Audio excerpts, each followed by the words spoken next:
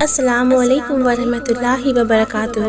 اے رب کائنات، ہمیں ہدایتوں سے نوازیے اور ہمارے اخلاق و عمل کو خوب بہتر بنائیے، آمین یا رب العالمین۔ کوشش آخری سانس تک کرنا چاہیے، منزل ملے یا تجربہ، دونوں ہی انمول ہیں۔